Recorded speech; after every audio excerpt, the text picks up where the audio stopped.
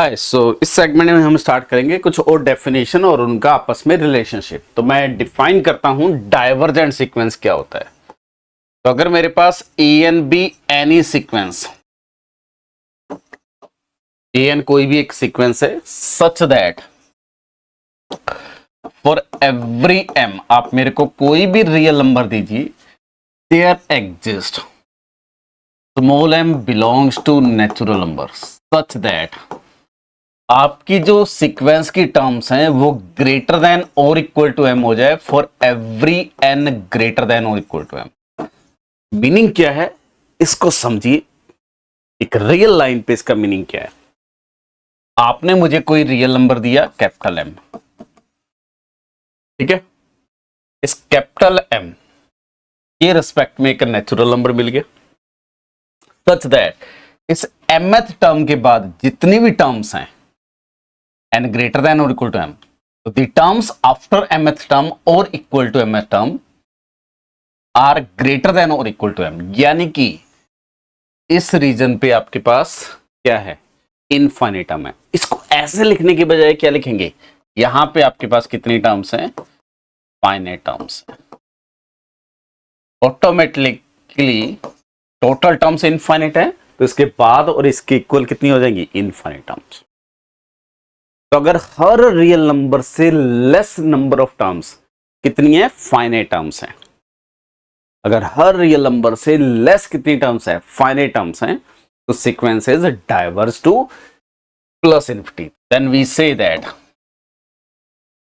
en is divergent and diverse to plus infinity as n tends to infinity।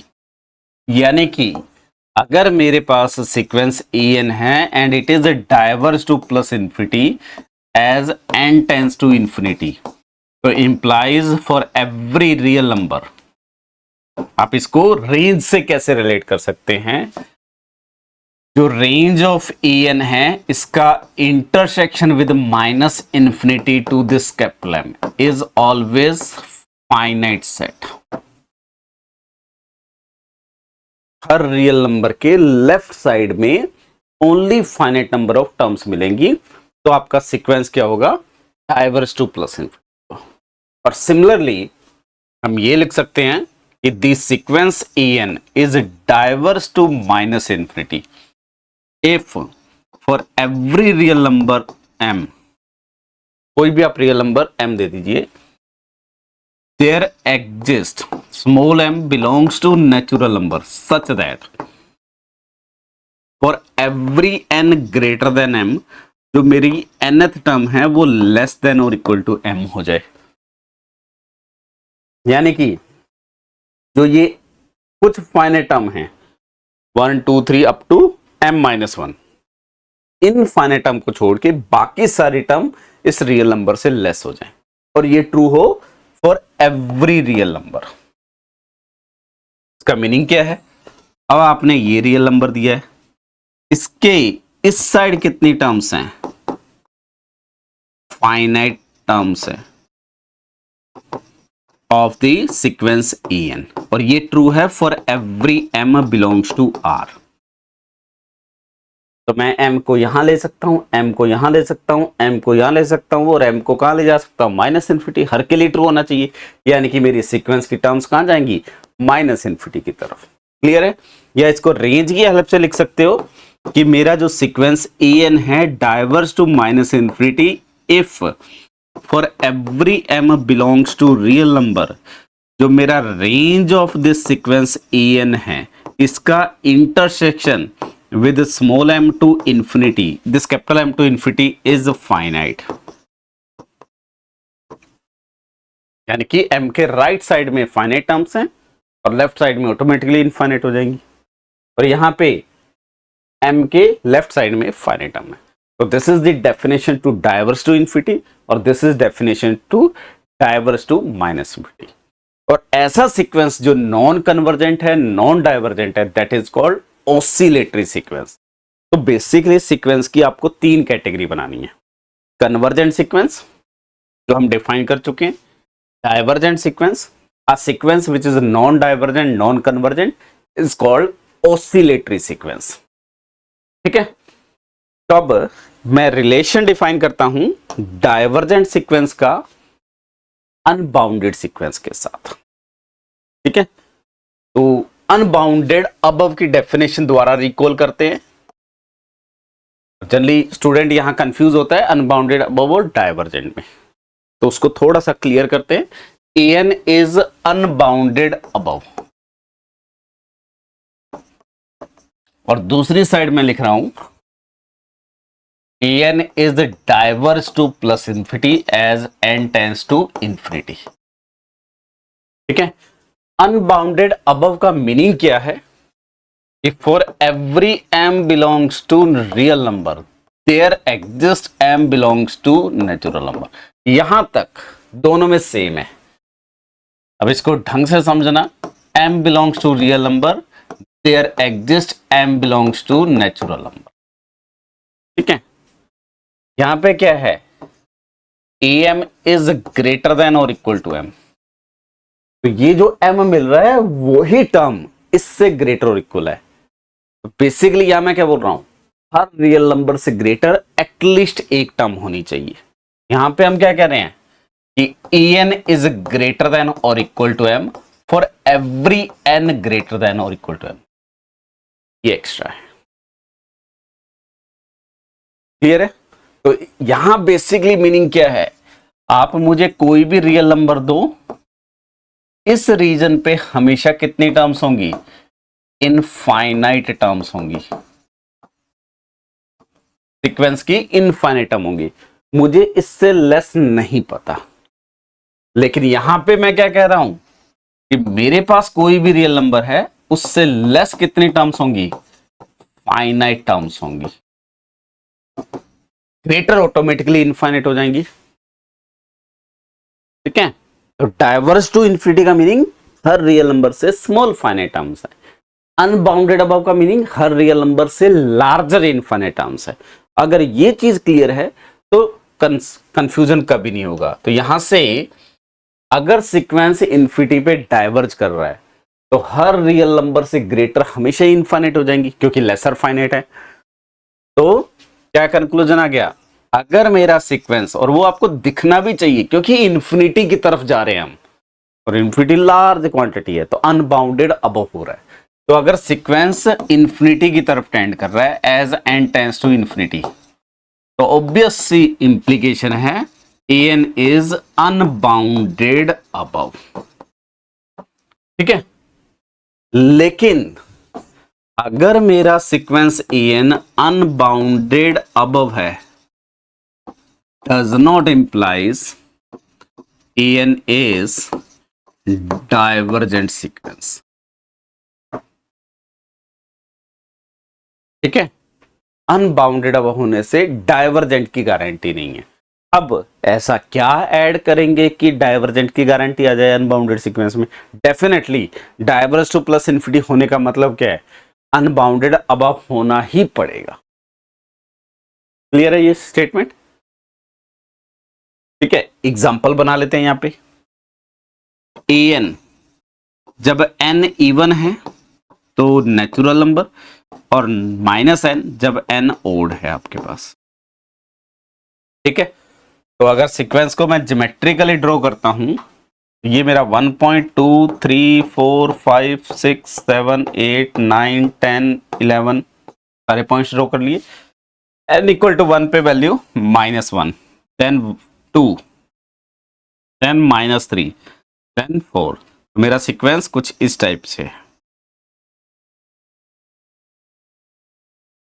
ठीक है, तो हर real number से greater infinite term है, हर real number से laser भी इनफाइनाइट टर्म है। तो this sequence is both side unbounded. तो an is both side unbounded but non divergent. क्योंकि डाइवर्जेंट होता तो हर रियल नंबर से लेस फाइनाइट टर्म्स आती। क्लियर? तो अनबाउंडेड सीक्वेंस मे और मे नॉट बी डाइवर्जेंट, ये लिख सकते हैं। अब अगर मेरा सीक्वेंस डाइवर्ज कर रहा है इंफिनिटी पे, an is diverge to plus infinity as n tends to infinity. तो डेफिनेटली an बाउंडेड बिलो होगा.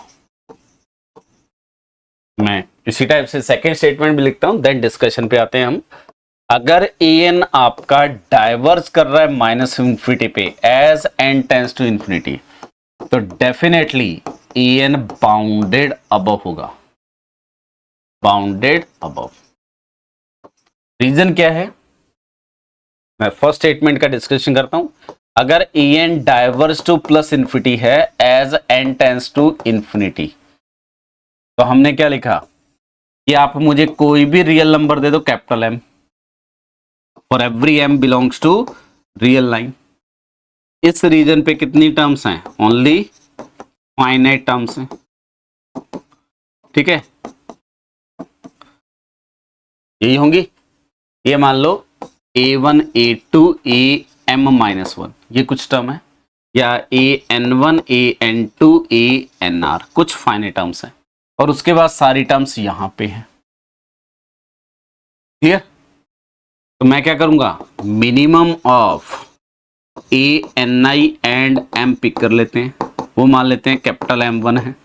तो इंप्लाइज क्या हो जाएगा, मेरी जो सीक्वेंस है उसकी सारी टर्म इस M1 से ग्रेटर हो जाएंगी. तो implies an is bounded below.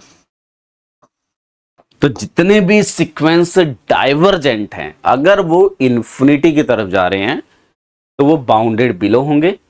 अगर वो माइनस इंफिनिटी पे टेंड कर रहे हैं तो they are bounded above. Basic सा इंफॉर्मेशन.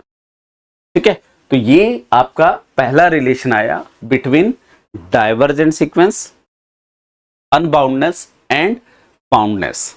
ठीक है, डाइवर्ज करेगा तो बाउंडेड बिलो, डाइवर्ज करेगा तो प्लस इन्फिनिटी पे, डाइवर्ज माइनस इन्फिनिटी पे करेगा तो बाउंडेड अबव. सिमिलरली देख सकते हो, लेकिन अनबाउंडेड सीक्वेंस मे और मे नॉट बी डाइवर्जेंट. ठीक है, इसी में एक डेफिनेशन और ऐड करते हैं. सॉरी, एक प्रॉपर्टी. अगर मेरा an डाइवर्जेंट सीक्वेंस है तो इंप्लाइज एवरी सब सीक्वेंस इज डाइवर्जेंट. तो किसी भी डाइवर्जेंट सीक्वेंस का हर सब सीक्वेंस डाइवर्ज ही करेगा. ऑब्वियस सा प्रॉपर्टी है. मान लेते हैं कि लेट an जो है वो डाइवर्ज कर रहा है प्लस इंफिनिटी पे as n tends to infinity. तो इसका मतलब क्या है, जस्ट रियल लाइन पे ड्रॉ कर लो, बाकी सब कुछ आपको समझ आ जाएगा. फॉर एवरी m, यहां पे कितनी टर्म्स हैं? ओनली फाइनाइट टर्म्स हैं ऑफ an की यहां पे सिर्फ फाइनाइट टर्म है. तो implies for every subsequence an की and capital M belongs to R.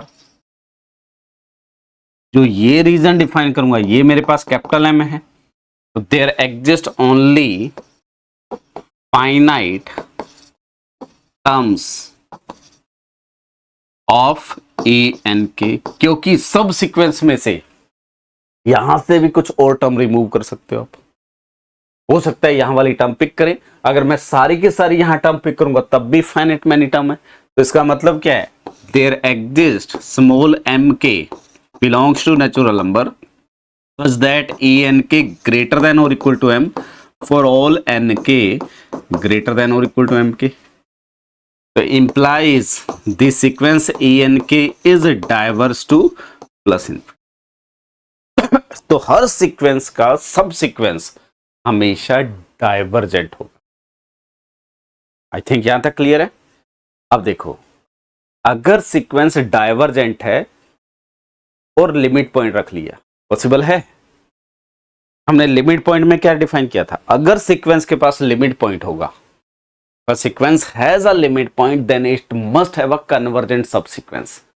लेकिन डाइवर्जेंट सीक्वेंस का हर सब सीक्वेंस, एवरी सब sequence of a divergent sequence is divergent.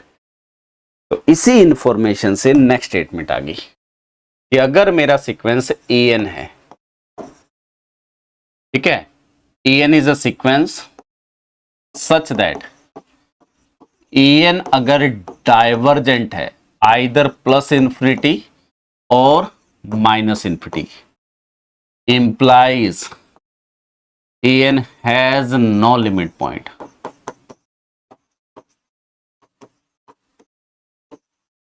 अगर सीक्वेंस आपका डाइवर्ज करेगा तो सीक्वेंस के पास गारंटी है कि वो लिमिट पॉइंट नहीं रखेगा।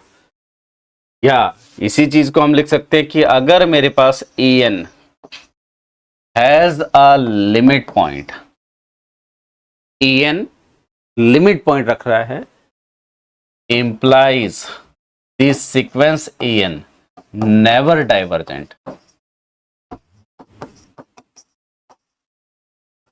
ठीक है, तो अब देखो अगर सीक्वेंस के पास लिमिट पॉइंट मिल गया तो डाइवर्जेंट वाला केस तो खत्म हो गया।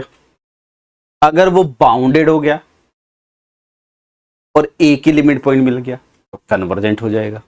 अगर बाउंडेड नहीं हुआ या एक से ज्यादा लिमिट पॉइंट मिल गए तो नॉन कन्वर्जेंट।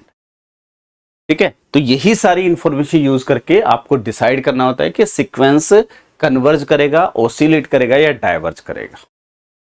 आई थिंक यहां तक स्टेटमेंट्स क्लियर है कि सीक्वेंस के पास लिमिट पॉइंट है तो कभी डाइवर्ज नहीं करेगा। रीजन, क्या रीजन लिख देता हूं कि इफ En डाइवर्जेंट, मैं पहली स्टेटमेंट प्रूफ कर रहा हूं, सेकंड ऑटोमेटिकली वहीं से प्रूफ हो जाएगी।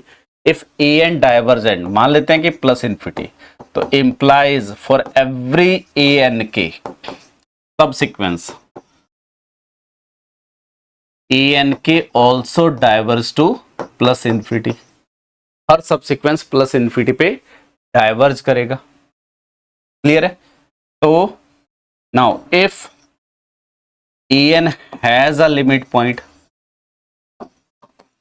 say A, so implies there exists EMK which is converges to A, implies this sequence EMK is bounded but EMK क्या है, डाइवर्ज कर रहा है प्लस इन्फिनिटी पे। This is contradiction. ठीक है, तो ये इस इंफॉर्मेशन का प्रूफ। क्लियर?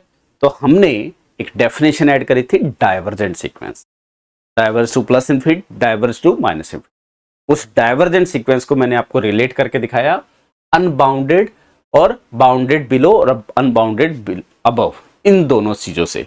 उसके बाद डाइवर्जेंट सीक्वेंस का रिलेशन हमने डिफाइन किया विद लिमिट पॉइंट, कि डाइवर्ज करेगा तो लिमिट पॉइंट नहीं रखेगा, लिमिट पॉइंट रखेगा तो डाइवर्ज नहीं करेगा। या डाइवर्जेंट सीक्वेंस है तो हर सब सीक्वेंस भी डाइवर्ज करेगा। ये इंफॉर्मेशन हमने लिंक कर दी। ठीक है, इसी में एक और डेफिनेशन ऐड ऑन करते हैं, मोनोटोनिसिटी का मीनिंग क्या है एंड देन उसकी प्रॉपर्टीज। तो अगर मेरे पास En बी एनी सीक्वेंस, तो फर्स्ट डेफिनेशन है En इज नॉन डिक्रीजिंग। ठीक है, तो बेसिकली इसको ये नोटेशन दिया जाता है, या तो सीक्वेंस की वैल्यू सेम रहेगी या वैल्यू इंक्रीज करे। नॉन डिक्रीजिंग, वैल्यू डाउन नहीं होगी, तो या तो कांस्टेंट फॉर्म में जाएगा या अगर इंक्रीज करेगा कभी भी डाउनफॉल नहीं होगा, तो that is called non decreasing sequence. कुछ बुक में इंक्रीजिंग वर्ड यूज किया जाता है। ठीक है, और वहां स्ट्रिक्टली इंक्रीजिंग और इंक्रीजिंग टर्म यूज करी जाती है, लेकिन स्टैंडर्ड जो टर्म है that is a non decreasing. तो अगर En is a non decreasing sequence, इसका मीनिंग क्या है? If for every n belongs to natural number, मेरा En जो होना चाहिए वो ग्रेटर देन और इक्वल टू En माइनस 1 होना चाहिए। जैसे जैसे टर्म्स को आगे बढ़ाएंगे उनकी वैल्यू या तो सेम रहे या इंक्रीज करे, तो non decreasing sequence. Similarly En is a non increasing sequence, जिसको जनरली ये नोटेशन दिया जाता है सिंगल डाउन एरो से। ठीक है, if for all n belongs to natural number, मेरा En जो है वो लेस देन और इक्वल टू En माइनस 1 हो जाए। Third definition, En is strict strictly increasing, जिसको डबल अपवर्ड एरो से डिनोट किया जाता है। If for every n belongs to natural number an is greater than an-1, तो बेसिकली यहां से इक्वलिटी रिमूव हो गई, स्ट्रिक्टली इंक्रीजिंग। और similarly an is strictly decreasing if, so double downward arrow, if for all n belongs to natural number an जो है आपका an-1 से लेस हो जाए। जैसे जैसे टर्म्स आगे बढ़ेंगी वैल्यू डाउन होती रहे, ठीक है। जैसे सिंपल सा example, an equal to 1-1 upon n belongs to natural number, an equal to 1 + 1 upon n। यहां से कैसा सीक्वेंस है, पहली टर्म n इक्वल टू 1 पे 0, देन या इसको रियल लाइन पे ड्रॉ कर लेते हैं। पहली टर्म 0, n इक्वल टू 1 पे, देन 1 - 1/2, ठीक है। थोड़ा पास में लिख लेते हैं, 1 - 1/2, 1 में से 1/2 सब्ट्रैक्ट कर दिया तो 1/2 बचा। देन 1 - 1/3, 1 - 1/4, ये वैल्यू है। तो 1 में से जैसे जैसे वैल्यू सब्ट्रैक्ट करें तो वो वैल्यू कम हो रही है, तो ओवरऑल वैल्यू इंक्रीज। तो this sequence is strictly increase.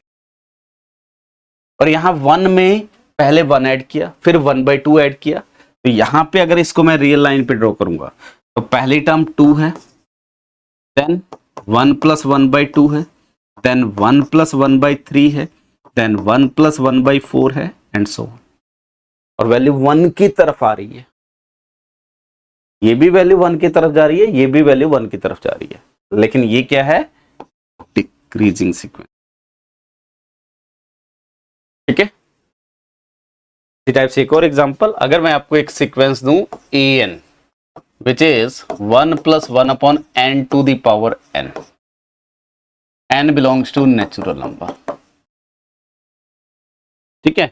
तो जब भी आपको सीक्वेंस को इंक्रीजिंग डिक्रीजिंग शो करना है तो मेनली या तो फंक्शंस का यूज करो, इसको रियल लाइन पे एक्सटेंड कर लो, डेरिवेटिव से मोनोटोनिसिटी चेक कर लो। जब आप कंटिन्यूटी पढ़ लेंगे तो वहां से डिसाइड हो जाएगा। अदरवाइज एक प्रोसेस होता है कि an + 1 - en कैलकुलेट कर लो। अगर ये डिफरेंस ग्रेटर देन इक्वल 0 हो गया तो नॉन डिक्रीजिंग हो जाएगा, डिफरेंस लेस देन और इक्वल 0 आ गया तो इंक्रीजिंग हो जाएगा। स्ट्रिक्टली ग्रेटर देन हो गया तो स्ट्रिक्टली इंक्रीजिंग, स्ट्रिक्टली लेस हो गया तो स्ट्रिक्टली डिक्रीजिंग। बट कुछ क्वेश्चन में ये भी कैलकुलेशन देगा, जैसे ये एग्जांपल है, तो इसमें मैं मेनली एपीजी अर्थमेटिक मीन और ज्योमेट्रिक मीन का यूज करूंगा। मैं यहां नंबर डिफाइन करता हूं, एक x1 डिफाइन करता हूं विच इज 1, एक x2 डिफाइन करता हूं, और भी मेथड है इसको प्रूव करने के लिए 1/n, और एक xn + 1 डिफाइन कर लिया विच इज 1 + 1/n। तो मैंने x2 x3 xn + 1 ये सारे नंबर सेम लिए हैं, 1 + 1/n। इन सब का अर्थमेटिक मीन लिखा, arithmetic mean of x1 x2 xn + 1, उसका मीनिंग क्या होगा, 1 + 1 + 1/n plus 1 + 1/n up to 1 + 1/n। Arithmetic mean की डेफिनेशन अपॉन में क्या आ जाएगा, n + 1। और आप ये जानते हैं कि अर्थमेटिक मीन ग्रेटर देन और इक्वल टू होता है ज्योमेट्रिक मीन, और ज्योमेट्रिक मीन क्या होता है, इनका प्रोडक्ट और पावर जितने नंबर हैं 1 अपॉन दैट नंबर। तो ये क्या आ जाएगा मेरे पास, 1 1 + 1/n 1 + 1/n and so on, और पावर कितनी आ जाएगी, 1 अपॉन n + 1, ठीक है। इसमें 1 + 1/n कितने टाइम आ रहा है, n टाइम। तो ये मेरे पास है 1 + n × 1 + 1 upon n whole upon n + 1 greater than और इक्वल टू। यहाँ पे 1/n n टाइम आ रहा है, ये है मेरे पास 1 + 1/n whole power n upon n + 1। इसको सिंप्लीफाई करेंगे तो ये मेरे पास आ जाएगा 1 + n + 1 upon n + 1 greater than और equal to 1 + 1/n whole power n upon n + 1। यहाँ पे देखिए इसको लिख सकता हूँ 1 + 1/n + 1 और ये n + 1 इस साइड ले आते हैं, ग्रेटर देन और इक्वल टू लिख सकता हूँ 1 + 1/n की पावर n। और ये कौन है मेरे पास an + 1 और ये क्या हो गया ग्रेटर देन और इक्वल टू an हो गया फॉर एवरी n। इसका मतलब क्या है, जैसे जैसे वैल्यूज इंक्रीज कर रहे हैं वैसे वैसे टर्म्स इंक्रीज हो रही है, तो इंप्लाइज जो an है वो नॉन डिक्रीजिंग सीक्वेंस और बेसिकली ये स्ट्रिक्ट इनइक्वालिटी आएगी। ठीक है, ये स्ट्रिक्ट इनइक्वालिटी आएगी तो स्ट्रिक्टली इंक्रीजिंग सीक्वेंस आप बोल सकते हैं। तो कुछ स्टैंडर्ड एग्जांपल है, जैसे ये बहुत स्टैंडर्ड एग्जांपल है, बहुत जगह यूज होगा इसीलिए मैंने डिस्कस करा। ठीक है, इसी टाइप से आप ट्राई कर सकते हो। ये मेरा स्ट्रिक्टली इंक्रीजिंग सीक्वेंस है। एक इसी टाइप से bn ट्राई कर सकते हो विच इज 1 + 1/n की पावर n + 1 आप फॉर एवरी n, ये आ जाएगा आपका डिक्रीजिंग सीक्वेंस और स्ट्रिक्टली डिक्रीजिंग सीक्वेंस। ठीक है, मैं ये दो एग्जांपल क्यों लिख रहा हूं, यही क्यों पिक करें। इंपॉर्टेंट चीज देखो, इसको मैंने किससे मल्टीप्लाई करा है। अगर मैं bn की बात करूं, bn + 1 की बात करूं तो 1 + 1/n whole power n into 1 + 1/n, ये क्वांटिटी हमेशा 1 से ग्रेटर है और ये मेरा an है, इसको मैं cn नाम दे देता हूं। ठीक है, अब देखो मेरा an जो है वो स्ट्रिक्टली इंक्रीज कर रहा है एंड cn जो है वो ग्रेटर देन 1 है फॉर ऑल n, 1 में कुछ ऐड हो रहा है, लेकिन an इंटू cn करूंगा वो मेरा डिक्रीज कर गया bn। वो आप प्रूफ कर सकते हो सिमिलर मेथड से, कुछ टर्म्स पिक करनी होंगी। तो किसी एक इंक्रीजिंग सीक्वेंस की हर टर्म को मैं किसी एक 1 से लार्जर वैल्यू से मल्टीप्लाई कर रहा हूं, फिक्स कांस्टेंट नहीं है, वो भी वेरी कर रहा है। तो प्रोडक्ट क्या हो सकता है, डिक्रीज कर सकता है। अब आप देखोगे ये सीक्वेंस इंक्रीज है और ये सीक्वेंस मेरा डिक्रीजिंग सीक्वेंस है, अभी करके आए हैं। ये सीक्वेंस मेरा डिक्रीजिंग सीक्वेंस है और पहला सीक्वेंस इंक्रीजिंग। तो एक इंक्रीजिंग सीक्वेंस को डिक्रीजिंग सीक्वेंस से मल्टीप्लाई करके हम डिक्रीजिंग बना सकते हैं। ठीक है, इसी टाइप से इंक्रीजिंग सीक्वेंस को एक इंक्रीजिंग सीक्वेंस से मल्टीप्लाई करके इंक्रीजिंग भी बना सकते हैं। तो product of increasing and decreasing can be decreasing, can be increasing, directly हम नहीं कह सकते। ठीक है, या 1 2 3 इससे मल्टीप्लाई कर दोगे तो वैल्यू इंक्रीज होना स्टार्ट हो जाएगी। तो जनरली स्टूडेंट क्या करता है, यहां से कंफ्यूज होता है, cn 1 से लार्जर क्वांटिटी से मल्टीप्लाई कर रहे हैं तो वैल्यूज इंक्रीज होंगी, ऐसा नहीं है।